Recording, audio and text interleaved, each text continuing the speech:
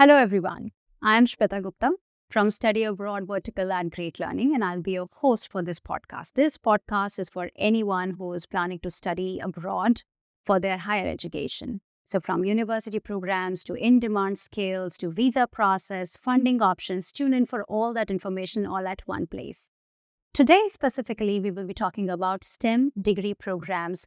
Dr. Abhinandan Sarkar has been heading academics at Great Learning for all our data science as well as machine learning degree programs and certification programs.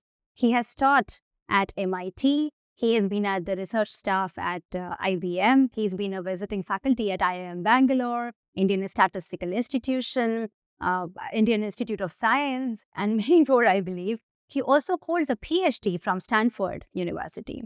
So Dr. Sarkar has had a good educational experience over here in India, and he has taught as well as studied abroad. So he would be just the right person to for us to ask all the questions about abroad education as well as the domain that we are going to talking about today.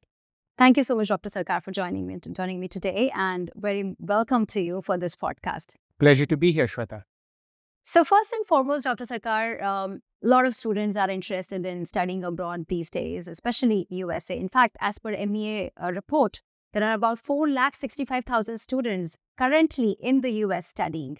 And last year, about 82,000 visas were allocated for Indian students to study in the US. That's one of the highest numbers from India, I believe. And you, like I just mentioned, that you have studied in India as well as abroad. So if I ask you, what are these two, key differentiators between these two very poles apart education systems, that is India and abroad and USA, which is what luring so many students as of today to study in the US? Well, Shweta, things change, but it's still useful for me to go back and think about what it was like when I first went to the US. So when I landed in the US, I wanted to do a PhD in applied computational work, and I thought I was really good at it. But when I started working on it, I realized I didn't know enough, that I didn't understand all the nuances, all the applications, which industries work was going into. But I also understood, and I was taught this by my teachers as well, that my fundamentals, the fundamentals of mathematics, statistics, the things that I have learned were very strong. And using that basis, I was able to now teach myself and learn from my professors and from industry collaborators all the things I needed to know about how to apply the work, how to code it up, how to put it to use. So I would simplify the answer to that question in saying that in India, we are very, very good at getting the basics of things right. And in the US or internationally, the world is much bigger, but therefore much more connected. And so putting these two things together, I think, is the perfect mix, because what you get is strong fundamentals, and then you go abroad and you see the applications, you see the connections, you have an expanded horizon, and the world is now your oyster. Perfect. Also talking about US, considering Silicon Valley, the number of networking opportunities, and you just talked about broadening your horizon and perspective when you go for international education, keeping your fundamentals from Indian education that you have received. I have heard students saying most of the times that the practical exposure is, or the practical part of the education is better in US education versus in India. Is that so? What you see? It depends on what you mean by practical, Shweta. So, for example, in my industrial work, one of the things that we were taught to experience was the idea of what's called reverse innovation. What this means is that the hardest problems in the world are very often in the least developed places. What that means is that if you can solve certain problems, let's say in Asia, in India in particular, or in Africa, then you can solve it for the world. So I think the idea that all innovation happens in the US or in the developed world is now a little passé. But what it also means is that a learner who has experience all over the world, by looking at what the reality is in a country like India and what the potential of advanced technology might be in a country like the US, are perfectly placed to put those things together and then drive real change for themselves and for others around For them. the world, yeah, absolutely. Now that you're talking about innovation, another thing which is coming to my mind, US is also a startup hub, if I may say so. And many of Indian students are also perhaps aspiring to be entrepreneurs. I think that is another reason why they choose to study in the US, because again, not only it gives them the opportunity to speak to a lot more other entrepreneurs, or solve those problems with lot more technical advantage, or advances in the research happening in the US. And of course, when they have learned it all over there, many of them also decide to come back to India and solve problems over here, especially in the domain of data science and machine learning, is what I have observed in the students. Yes. It also leads me to comment on how one can think about things like artificial intelligence, machine learning, data science, etc., within the context of innovation entrepreneurship. See, there are two ways to do this. One way to do this is to put technology front, which means that you train yourself to be good at data, at coding, at all the technology that's involved in doing this, and then figure out where the applications are, where the business opportunities are. Right. That's one approach. And I might call that, shall we say, the MS first approach. The second approach would be to look at the business opportunity first. Say, this is where the entrepreneurial opportunity is. This is where I can get the great startup, whether it's in San Francisco, whether it's in Bangalore. Correct. And then say, given the business circumstances, what do I need to learn in order to bring this to fruition? I call that the MBA first approach. So both of these would work. And I think the opportunities are there for either direction, whichever way learners choose to go. STEM specializations are becoming increasingly popular amidst the students who are choosing to study abroad. For MBA, for that matter, earlier we had only those specializations such as marketing, finance, or HR, right? These days, there are quite a few MBA specializations in the STEM area, like business analytics, data analytics. According to you, what has enabled this change that, many specializations, especially in the data area, are emerging and students are choosing them? So there are a number of trends here. The first is datafication. There's just a lot more data around. Many people refer to it as data exhaust, which means industries are generating data. And there are attempts across the spectrum to generate value from that data, be that the healthcare industry, be that hospitality, be that manufacturing, etc. The second thing that's happening is high computational power. Look at what's happening with ChatGPT. Look at the wonder and the marvel that it's led to, and all because of very intensive computing that can happen at the back end in order to be able to generate all those results this rapidly. What both of these two trends have done is that they have created opportunities not just for the technology sector, but for people who've come from a variety of backgrounds. Doctors who'd like to make better diagnosis, manufacturers who'd like to make more reliable products, educators who'd like to teach better. So all these industries, while they are not technology-based industries to begin with, and while they are not data science sectors, so to speak, these are now places where data and technology are playing major roles. So to create the inputs into that, STEM programs are starting all over the world. So in order to be able to put science, technology, engineering, and mathematics to good use, different academic structures are being created. And some of those are things like, for example, electives in MBA programs. Some of those things are full-fledged degrees. Some of those are options in established programs like computer science and applied mathematics. But there are many routes to taking full advantage of this opportunity that's there right now in front of so many industries of high computing power and massive amounts of data. So you talked about that, there are paths where you choose an MBA degree with an elective of, say, data science or data analytics, or you choose a full-fledged degree program. Now, this is something which I often come across during my conversations with the students, whether they are absolutely aware that, it's important for them to study, business analytics or data analytics or data science, AI, ML, anything. But then sometimes they choose to go for a broader degree, such as computer science. So what this path versus doing a full-fledged master's degree in machine learning, what kind of career opportunity these two very different paths are going to throw at you? So eventually, problems need to be solved. And if the problem is a problem in machine learning and artificial intelligence, then the student and the young professional should have expertise in that.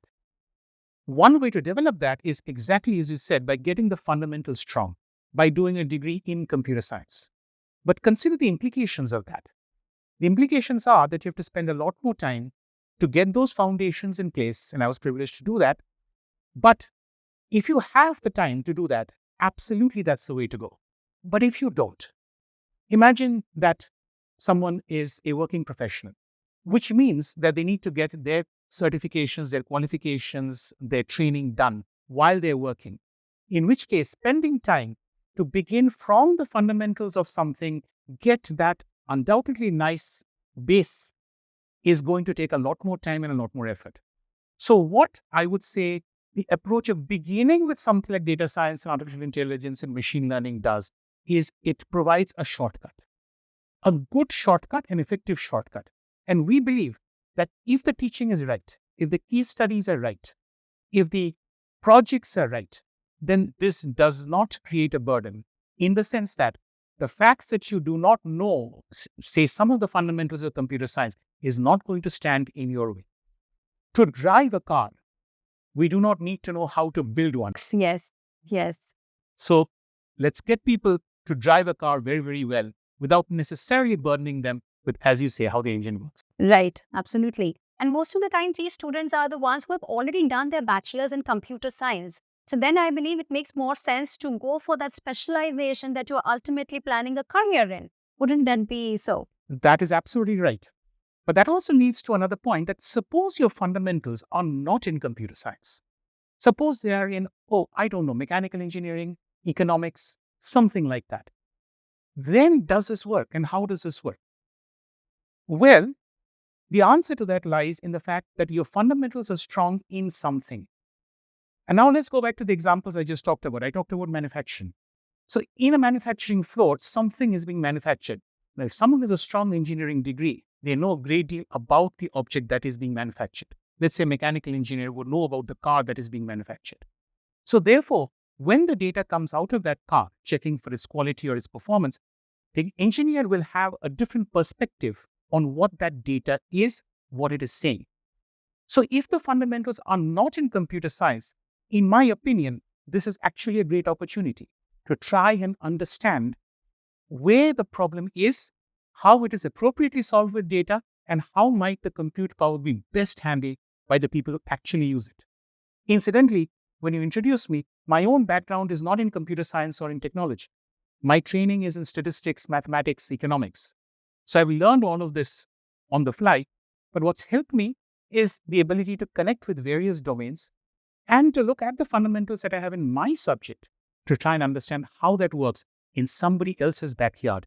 My advisor used to say that. So one thing you have already half explained that people coming from various other backgrounds can definitely go for this, which you called as a shortcut, and still thrive with a career in data science or AI or ML. But, I would like to request you to elaborate it a little more, because often we get quite a few students with the fear that I am very much interested in transitioning my career to technology, or like I mentioned, artificial intelligence that is booming at this point of time.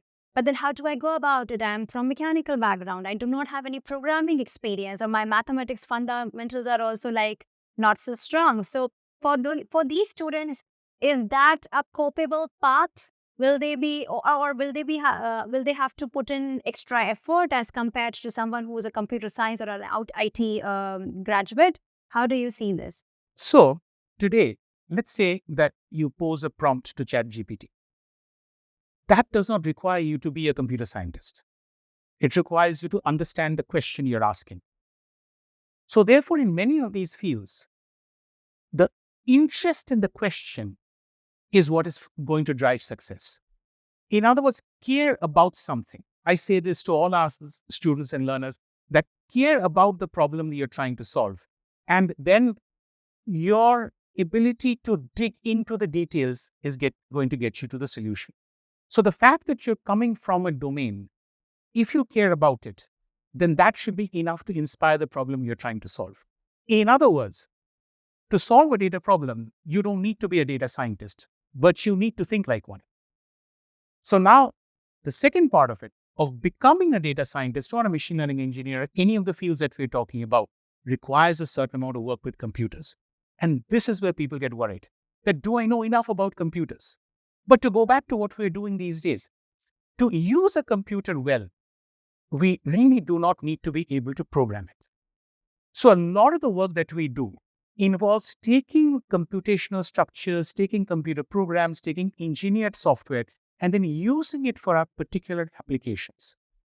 In other words, we do not need to begin with, let's say, the fundamentals of object-oriented programming in order to be able to write a Python code that is going to predict certain forms of cancer. If you can do it, more power to you. But if you can't do it, there are mechanisms available that will help you get there sooner rather than later. So, Dr. Sarkar, you were talking about creating a foundation even for the students who are not coming from computer science or even IT background. Now, here I'd like to mention that the programs that we have in hybrid format, not just the first year curriculum, which is going to be delivered to you with the help of, great learning faculty members as well, but then we also have something called as pre-course work. Now, that pre-course work is very, very crucial, especially for the students who are not coming from technical background, because that gets you ready to, that creates the foundation for yourself even before you start with your master's degree. That pre-course work has fundamentals on Python. Even if you know Python, it helps you brush up your concepts if you had learned it like long ago. It helps you brush up the concepts of statistics, mathematics, how much ever it is required for you to get started with the program. So I must tell the students, if you are not from technical background, but are very much aspiring to get into this field, in this data field, you should not worry and sign up for one of our programs. We will help you go through the curriculum, understand every bit of it, even before you start with the program, to help you gain confidence. Coming to study abroad again. Now, as you know, study abroad is no easy affair. It's an expensive medium, right? And so it's very, very important for these students to also think about the return on their investment, which is perhaps going to be a rewarding job opportunity once they're done with the program. It's very important for them to think about it even before they invest that substantial amount of money. So would you be able to comment on the job opportunities post a degree in data analytics or artificial intelligence or machine learning globally? So we've had alums of our programs succeed in a variety of industries. Some of them are traditional industries, what one might think of. For example, a job in banking, a job in finance, some, of course, in IT, but also newer domains. For example, let's say sports management. It's, of course, a question to ask as to how one can do that, which leads me to some of the things that we do inside the programs. For example, hackathons. A hackathon is something in which a problem is often provided by an external agency, and they say, can you solve this for us? Initially, Netflix, for example, said, what movies will people want to watch next, etc. And now it's gone beyond, as I said, in sports management to say, who's going to win X, Y, and Z tournament. So therefore, what students want to do is participate in hackathons, do well in them, and therefore understand the domain well, but more importantly, to your question, get connected with the industry. That is where the contacts are built, particularly in the US, where it's not so much your degree that matters, but who you know, who you've worked with, what problems you've solved. Building a digital footprint, and these programs, all the programs that we're talking about, the hybrid ones included, help you get that digital footprint. So once that digital footprint is in place, and that could be through social media, that could be through hackathon presences, etc., then what happens is that the industries you're working with, the people you've contributed that footprint to, will reach out to you and will say, we have this opportunity, can you solve this problem? Or even, we have this job, do you want it? And so therefore, the world in which we kind of apply for jobs and we interview and we have a CV ready hasn't gone away. It's still there. But in this world of AI and data science, there are many, many ways in which career opportunities can be opened up, particularly in countries that we are speaking of. This is extremely insightful, because this is one of the most common questions that we get from the students. Like, okay, this is all is fine, but am I going to get a job? And moreover, when they are completely alien to the job market in the US and outside India, if I may say so. It's amazing that you mentioned that it's not just that you will only be depending upon interviewing yourself for various organizations, but then you can very much create a portfolio, an e-portfolio for yourself, with all the projects that you must have done, and like you mentioned that, you can create a brand for yourself on LinkedIn and other social media platforms, which is where these organizations are actively looking for profiles, I believe. It's quite possible for a student to get confused with which stream or what kind of specialization they should be going for, considering their career objective and their profile. So, would you be able to perhaps give us a one-line definition or a differentiator between a career in business analytics versus a career in data analytics, or a differentiator between data science and data analytics? Because these are the mediums where students get most of the time confused. So there are hierarchies in this, primarily based on what I would call technical sophistication, not outcomes, but just simply the level at which technology is used. So, for example, if you begin with business analytics, this is often done at the level of a spreadsheet, which means we get quick business outcomes based on cleverly designed work with limited amounts of data. Now, when the data starts increasing, you're now going to go into things like data analytics jobs or data analysis, where the focus tends to be a little bit more on the data itself. How do you process it? How do you get it? How do you clean it? So a little more technology is involved, particularly on the computing side. Then we move to data science, where the addition to this is on the, shall we say, mathematical models, which means that how is this scientific? What am I actually able to conclude from this? If I run a web campaign, did it work or did it not work? This is not just a question of number crunching. It's also a question of reaching an almost scientific conclusion. And then one can think of things like data engineering, which means one deals with all of these things within the perspective of databases and cloud computing and things of that sort, which leads one to using computers to be able to do much more sophisticated algorithms like neural networks and all the AI work that we're talking about, the foundations of which is machine learning. And then going towards AI, we're now building applications on top of this that, shall we say, mimic human behavior in the sense of understanding and generating speech, understanding and generating images, etc. So right across the spectrum, depending on how close you are to the problem and how much compute power you have, to what kind of problems you're almost creating, and again, with the kind of horsepower and the data that you go behind it, there is a full spectrum, a bouquet of courses and disciplines available.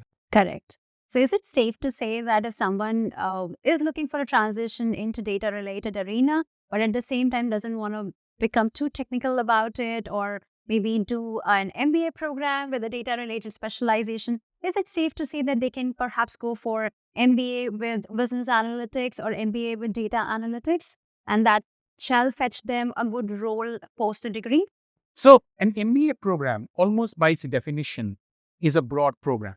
So for example, when we teach our MBA programs, I'm just coming out of teaching strategic management, which is an all-encompassing course involving many ideas in business.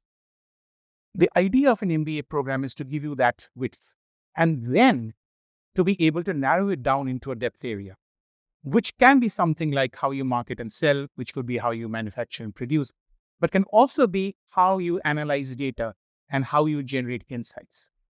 So that is absolutely a way to go.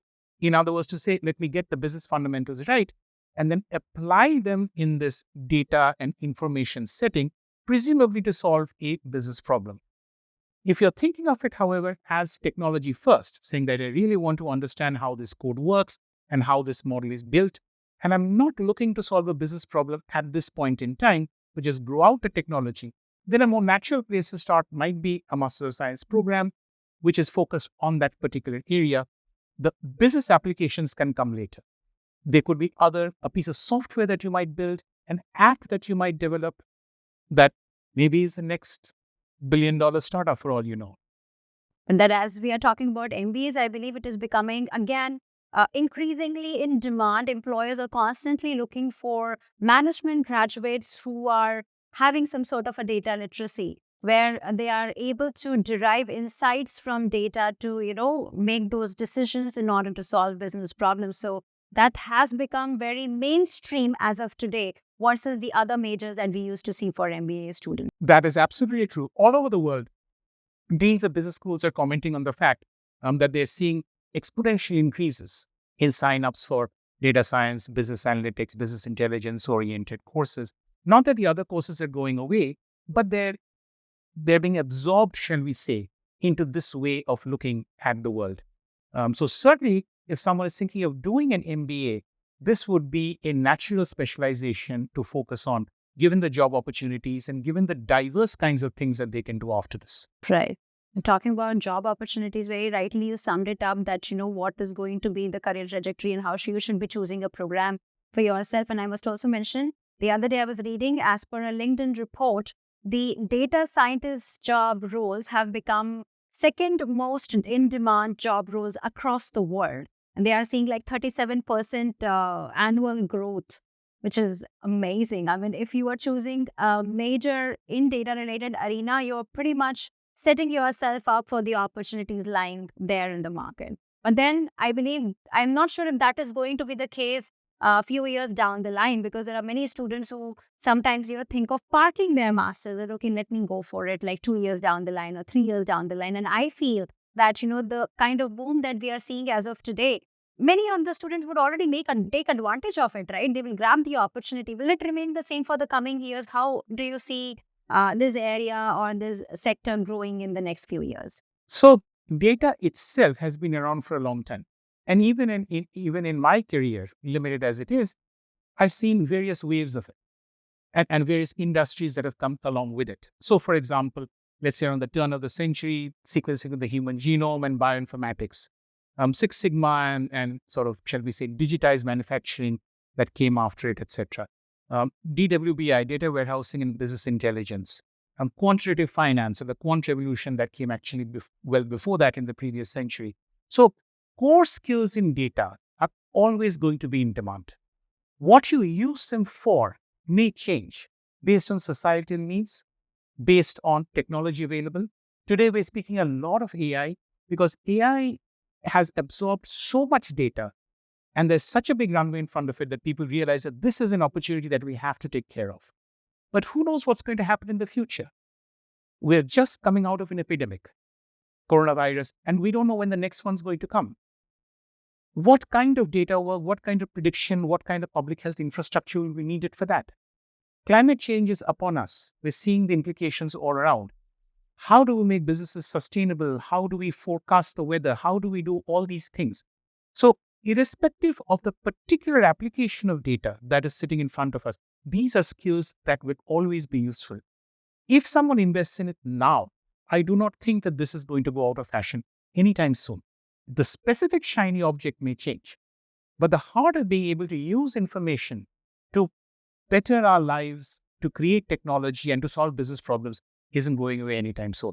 And this reminds me one of the conversations that I recently had with a parent, where the parent, he was obviously interested in, his son pursuing a data-related master's, data science specifically. But at the same time, there was a fear in his head that, with ChatGPT, a lot of jobs are being done by ChatGPT in a much more easier and efficient manner. And he was afraid that whatever his son is going to learn is also going to go away and will be done with another app tomorrow. I believe this is a very layman thought process, but, maybe a specialist like you who's been working in data science and ML sector for a while would be able to elaborate on this better, that, the jobs, or if someone is perhaps learning AI or ML, their relevance is going to be for a longer period in the market, and it's not going to be another app coming and taking that away. Or even if that takes it away, there's going to be another opportunity for them to build. So right now, the ability to build an AI app is still restricted. But I don't believe that this is going to continue to be the case. Okay. I believe the ability to build apps within an AI space is going to keep increasing. In our programs, for example, when we teach even high school kids, they build apps. They build restaurant ordering apps. Things that my generation, when I was growing up, would be impossible. We could do it, but with a lot of coding. Yes. So what's going to happen is, I believe, is that as AI develops, the necessary skills to build succeeding generations of AI are going to become broader. So it isn't that the same set of geniuses is going to keep writing the AI programs and take away the jobs. another larger set of highly skilled individuals are going to come in and say that with the skills that we have, we can directly build the solutions and the applications on top of this. Right. So I think that AI is going to take certain jobs away, but is going to create a lot more jobs with, shall we say, a lower level of skill expectation than the ability to build a large language model. And that's an opportunity very much worth taking. So I wouldn't be afraid of this. I would think of it as an opportunity to say, if someone's child is afraid that their jobs are going to be taken away by AI, to say that, but instead, there are going to be 10 other jobs that my understanding of AI will help create. And I can be one of those creators. Yes, I mean it's the perspective how you're looking forward to it, and especially which is why I say the students who are grabbing this opportunity as of today, who are seeing the boom in generative AI and the other. ChatGPT is just one of the tools I believe that we are talking about, but there are other 2,000 more tools which are released, right? So similarly, there's just so much opportunity in the market, and only when you, especially if you're gaining your skills as AI ML engineer, the future looks extremely bright at this point, definitely. Which reminds me, sir, you are a founder. You co-founded Omics Labs, right? So you are an employer yourself. Um, how do you, or as an employer, what kind of profiles do you think you would be shortlisting, or how these students should be presenting their skills to the employers? What extra do they need? For example, a classroom has 50 students, right? All of them are going to be graduating as an AI/ML engineer, right? So what extra one can do to be highlighted for the employers? Of course, you talked about the e-portfolios, but other than that, what else and one should be doing? Are there any extra courses, anything else that they should be doing, adding to their profiles? Should they be doing more number of practical projects? What do you think takes the cake? So you mentioned the entrepreneurial perspective on this. So let me give 2 points of view that entrepreneurs often have when they look for people to hire.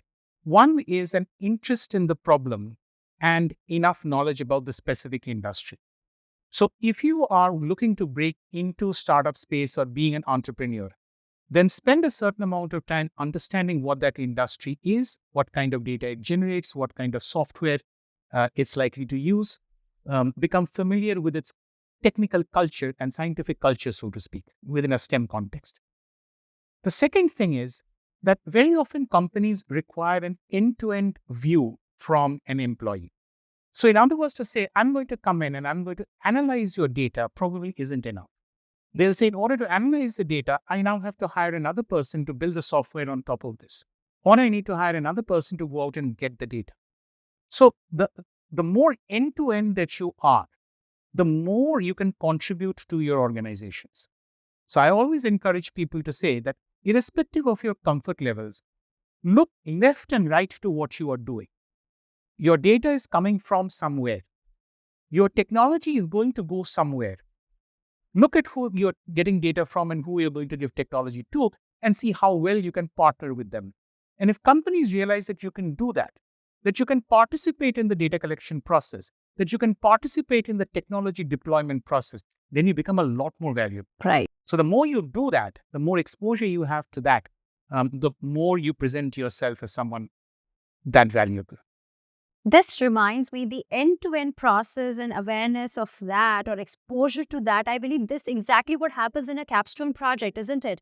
When in a degree program, and especially in all our degree programs, we have 1 to 2 capstone projects where you are solving a real world problem. So when you're solving a real world problem, and that too in a group of 4 students, that's about it. So I believe there you are doing things absolutely from scratch. Like you mentioned, there you are choosing the data set, cleaning it up, making those algorithms that you need to in order to resolve the problem statement that you have chosen for yourself. And that experience is certainly going to help in those interviews where employers would be looking for end-to-end skill. Yes. In fact, me and my colleagues, those of us who guide capstone projects, very much would want to see all our capstone projects look like that. Now, sometimes in practice, it doesn't quite work out. In other words, getting original data or having the software skills to deploy something in practice isn't in the capability of all learners. However, you use the right word exposure. In other words, if you're exposed to that, if you know how this will work, if you have spent time in the field, if you have looked at um, other uses of this software that maybe a potential competitor or someone who does something similar can use, then you are better off. An additional comment to that is that very often data scientists and or business analysts, or however you would cast it that way, often tend to think of themselves as all-rounders. Okay. This is good. However, an employer might be saying that I'm going to hire you for a particular skill and I'm going to build other skills around it. Mm-hmm. So a component of that is teamwork. Being able to function as a data scientist, as a business analyst, as an ML engineer within a larger team is crucial. And what a capstone project does is that it gives you a safe space to do that. Mm. In other words, what will happen if the capstone project doesn't go well? You'll get a bad grade. So you can experiment with how you collaborate, how you form teams, how you learn about different aspects of each other. And the best capstone projects are based by people who have the business connection and the knowledge, who have the technical ability to analyze the data, and who have the software skills in order to see it to fruition. Those are the projects that we are particularly proud of. But no individual student needs to be an absolute expert at any of those things. Yeah. We often use a term, it's still popular, I believe, of a T-shaped individual, of an individual who needs to have breadth over many areas, but a competence in one. And if you are going into an MBA program, that competence is likely to be in a business area. If you're going into an MS or Master of Science program, that competence is likely to be in a technical area. But overall, the ability to see the bigger picture in data and the relevant IT around it is what a capstone project does for you. Makes sense. You mentioned two things. Apart from the technical depth, you also talked about the domain knowledge and you also talked about the teamwork. Now, I believe that if you have some prior work experience, you obviously would carry some domain knowledge to the table and also teamwork, because in your previous organization, you would have gained that. So, and like you explained, what employers generally look for, looks like some experience, whatever experience you can gain, is going to play a role at the time of your, when your resume is getting shortlisted amongst thousands of those. I am sure, Dr. Sarkar, you would agree with me. As an employer, if you have 5 resumes in front of you, you would choose someone who has some experience over someone who doesn't have any. Absolutely. And another thing that this kind of experience does is that it teaches you the language. By that, what I mean is how you communicate. The ability to communicate is crucial to all the areas that we're talking about. MBA programs naturally tend to teach that. Master's programs in other areas are increasingly beginning to focus on that. So someone who has that kind of experience coming in also knows the right language to communicate with. What the programs then do on top of it is to say, let me put the technical sheen and the technical, I would even say jargon on top of it, so that you're able to communicate what you do in things that matter to the person you're talking to, the employer or the partner or the team member. This is something that is perhaps not as well understood. It's something that I learned the hard way in the question that you had asked earlier on coming from India to the US, the importance of being able to communicate. And I think that in a study abroad program, the ability to communicate with different people at different levels of experience and expertise, the US is a melting pot in its academic environments, in its job environments. And that skill is going to is important. And just because data scientists and ML engineers or business analysts tend to be techies, doesn't mean that the ability to tell a good story is any less important. So this 1 year, because there are quite a few challenges involved in study abroad process, because it's not just the studies, right? You will have to definitely get used to a foreign pedagogy. You will have to obviously get adjusted with the weather outside. You will have to find an accommodation for yourself, feel homesick. There are quite a few challenges, which is why we feel that this hybrid format also helps you deal with those challenges in a phased out manner, where, first year you are making yourself familiar with, okay, what's there in my curriculum? What am I supposed to study? How am I supposed to study? You talked about the projects, the assignments. How am I supposed to submit all of those timely, grassy education, make that foundation for myself? And the second year, when I'm on the campus, I deal with the rest of it. But by that time, I've already developed that foundation for myself, so life looks easier. Correct. The word hybrid, of course, we've used in multiple senses, but it's important to see one aspect of it, which is the idea of learning things online. So one of the aspects of all the areas that we've spoken of is that most of it can be done online, in the sense that coding exercises, data analytical exercises, business cases, all of these can be done online.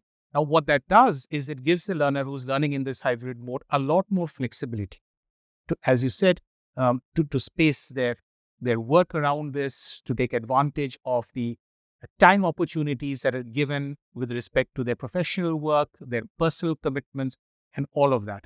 So I think the world that's emerging of, shall we say, hybrid learning, both from an international perspective as well as from a online, offline perspective, all of that is going to lead to a very different kind of education experience. We're fortunate that data and digitization are areas where this is natural and it's easy to do. So I think students and learners should take advantage of it. But here I must mention that there is another interpretation of that also, especially by younger learners, people who are just fresh out of the college, and many of them who did their studies during COVID in their college and did not really have a good experience with respect to online learning. They're often in double mind whether pursuing my master's degree in an online medium for the first year, is it going to help me grasp things in, as deeper medium as I would like it to be? So you have been the academic director at Great Learning, and Great Learning has been delivering online education for more than a decade. I'd like to hear from you that, these students should not be worried, and why. So, to be candid, I was worried when things went online, when everything became online and our lives changed. I said, how are we going to do this? How am I going to write my formulas? How am I going to explain my code? But we learned how to do that. And the reason this learning for us was easy was because of the platforms that we use, the learning management systems that we use. We call it Olympus. And the ability to navigate it, take advantage of its resources, to look at, shall we say, virtual collaboration platforms like discussion rooms and various kinds of spaces that are there. And therefore, to be able to create a learning environment that is a little different. And once teachers themselves become comfortable with it, like I believe we've become comfortable with it, then students become comfortable. They say, okay, I can see my professor is going to do this. They're going to explain this way. We're going to do these kinds of assignments. And if I get stuck, this is where I post a message, or this is the email that I send, or this is the social media channel that I use. And all those things will, shall we say, sort themselves out. So yes, is it a different experience? Yes. Is it a worse experience? No. There are many things that are done a lot better online and are done much more with a lot more freedom. For example, the ability to deal with the large classes and to break them up into smaller groups and manage virtual forums in that particular way. That's something very difficult to do in a classroom. But in an online setting, with an experienced teacher, that's very easy to handle. And what that means is that you get a somewhat unique experience, provided you're open to the idea of learning in this way. Correct. So today, major tech hubs like Silicon Valley, Seattle, Boston, they are having such demand for data science and machine learning professionals. In fact, the salaries which are being offered in this arena are quite competitive. I believe in California, average salary for data scientists is about $152,000 US. For entry-level positions, it's about $120,000. And if you are an experienced data scientist, the salary is a handsome salary of $200,000 or close to that. So one thing established that there are plenty career opportunities when it comes to data science, AI, ML, these arenas, and which is why most of these universities as of today are launching programs with specializations such as ML, AI. And with so many options, it's quite possible for one to get confused with which program should I be choosing, even if I'm sure that I want to do a master's in data science, but then so many universities are offering that program, which one I should be choosing. I believe when you have to make that decision, then curriculum to some extent can act as your compass. And you have been an academician for so long, and especially in this sector. I would like to ask you, please, that what exactly our students should be looking in the curriculum or in the pedagogy to help them make this decision, which program to go for? So, as we have been discussing, a lot of this is applying something to an industry or a business or a technical setting. So, the first thing that I would look for is projects and project based learning. In other words, having a textbook in front of you gives you access to that information. But practicing it through a project is what is going to give you the skill beyond the knowledge that's in the book or even in the online material. So the first thing I would check for in a curriculum is how many projects I'm doing, how much active learning is going on. Active learning. So the second part of doing this is to make sure that I have in some way all the bases covered. Now, this could mean different things in different programs. So if you are looking at, say, a machine learning program, so are some of the basic things that someone would expect from a machine learning professional to know, are they covered in the curriculum or not? And in most curriculums, they are covered, but certain curriculums make that breadth and depth very clear and are better at the game than others. The third thing that I would look at is how much industry application there is to the specific topics that the curriculum is looking at. Okay. The reason this is important is that certain parts of data science change very, very rapidly. For example, we talked about AI. Yeah. Certain parts remain strong in their fundamentals, like let's say the fundamentals of statistics. So the curriculum should be current. Current. And if the curriculum is current, then one way to ensure the currency is to see what kind of industries are the projects or the material aligning themselves to, what kind of data sets are being looked at. So project-based learning, making sure that all the bases are covered, and currency of the program and recency and currency of the program are the three things that I would look at in the curriculum off the bat. And then, of course, there are the details. I'm really relieved because at this point of time, all the programs that we are offering on our platform in the study abroad sector, all these curriculums are very, very recent. They are being constantly, they are evolving, and the universities are adding or replacing a few modules because of what is being demanded in the industry as of today. To give you an example, data ethics became popular, and many organizations are asking for someone's knowledge in data ethics, and that is part of one of our curriculums, which is for a master's in machine learning from University of Arizona. So yes, the curriculums that we have are all very recent, are all very industry relevant as of today.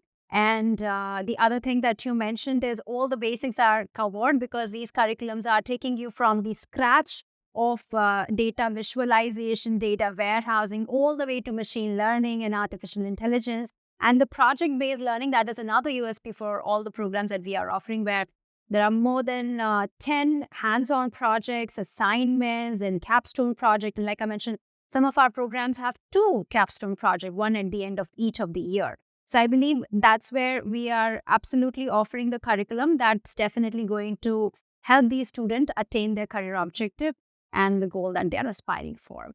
Dr. Sarkar, one last question before I let you go. How, if you can help us visualize a day in the life of an AI engineer as of today, like what do they work on? What do they do? And you can pick up any domain of your choice. It can be healthcare or financial or retail. You choose, please. So from the healthcare domain, for example, which is probably the domain I've spent most of my sort of recent professional life in, there are many specific challenges that come up depending on how you tend to define healthcare. And one way of defining it is in some way to solve, shall we say, a problem on the ground. One of the problems that I've been interested in is in antimicrobial resistance. In other words, when medicines are prescribed, they don't often necessarily work as well. Mm-hmm. So how does one solve a problem? So a day in the life of someone who's looking at this problem might look something like this. So you visit a hospital in the morning. And when you do that, you realize where the patients are coming from, what they're suffering from. you see the data, so to speak, at its source. You talk to the doctors after that, and you say, while having lunch perhaps, how would you like to see these solutions, these database solutions, these machine learning solutions given to you? Do you want to see spreadsheets? Do you want to see scores? Do you want to see a software application? How do we get it to you? And so once we understand that, they say, okay, this is what we need to be able to do. So you come back to work, you come back to the office and you say, so can we give them this particular solution? And you try out your model. And you realize that the particular machine learning model, the AI solution that you are looking at, isn't quite working with the data that you have. It isn't quite predicting antimicrobial resistance in the way that you want it. Not fitting what the doctors were saying. So you go back and you look at the data and you say, oh, the data isn't quite right. Some of the fields aren't right. The way the hospital has defined it is different from the way another hospital has defined it. So what happens in such a journey is that you kind of span the experience of what a data scientist or someone who works in this field is. Where does the data come from? What are the latent difficulties associated with it? What might be a good model to solve the specific problem that you're looking at? And how do I get it into the hands of the doctors or in the end users? And so a typical day of a data scientist or an AI engineer, or however you look at it, normally covers some aspects of this. Often, as I said, on the same day, depending on what you do. No one is an expert in all of this. I certainly am not. So of all the four conversations that I just described, I may be a leader in 2 of them and very much a follower and learning around in the other 2. But I think at the end of the day, of such a day, what happens is that you get an experience of what this field is about, and you get a sense of these are the technologies that are needed. Those are the things that I would probably look for my future collaborators or for my future employees or even for my future investors. And those are the programs that courses such as what you described would probably get the learner on the road to. Sounds interesting. And I'm sure you need those skills to get there, which most of the programs that we have shall be able to help students, gain those skills that we are talking about, which are demanded in the market as of today. Thank you so much, Dr. Sarkar, for all those absolutely engrossing and interesting insights that you shared from your experience as an academician as well as an industry expert. It was a wonderful conversation. I really enjoyed it. Thank you so much. Thank you very much. It's been a pleasure. And thanks to all of you for being with us during this conversation. There is much more that we're going to be bringing to you in the arena of study abroad. Like I mentioned in the beginning, there's going to be talks from the subject matter experts on funding options. There's going to be talks on the visa process. There's going to be talks on, the job market in the US or other parts of the world in these STEM degree programs and how do you even apply for these programs. A lot more to talk about. Please tune in for this podcast series, and you will get help in fulfilling the aspiration that you have regarding studying abroad. Thank you so much. And if you like this podcast, please rate us, subscribe to the more podcasts which are going to coming in this series. Thank you.